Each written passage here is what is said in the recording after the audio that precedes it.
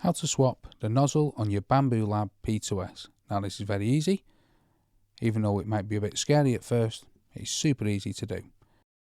Now what I recommend is go to the settings here on the left, press the second one down on the list.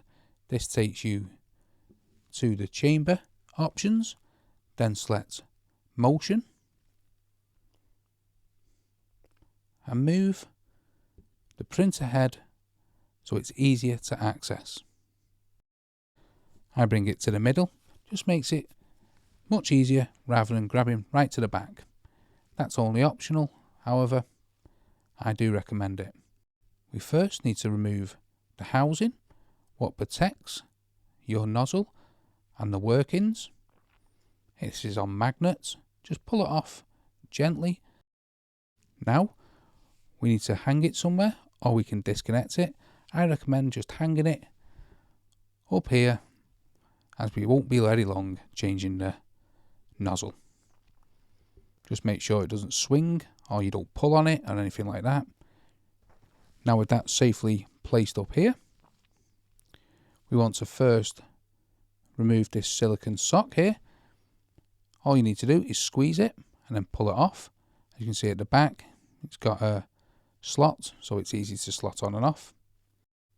Now we're left with two clips to open. So just pull the first clip back, then the second one, and you'll be able to remove the nozzle. Get your new nozzle. Now it is magnetic, as you can see on the back here. Place it in, and it should stick like that. Close the first clip. Then the second clip should clip it in place. We now need to replace the silicone sock. It is very easy to just push on.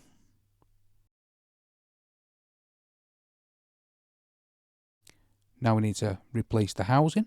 Make sure you don't tangle up the wire and it's hooked over the top here. It should just clip back in as it's magnetic. Now if you did move the location, we want to go back to the LCD screen and press the home button on the motion XYZ, and this will put it back in to where it needs to go. Now when you do change the nozzle head, it's always recommended to go to the settings, go to the cog, then go to calibration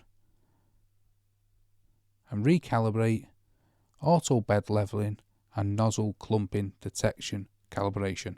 Press start, run that. So hopefully that shows you how easy it is to swap the nozzle on your Bambu Lab P2S. It's very scary at first, I will admit it.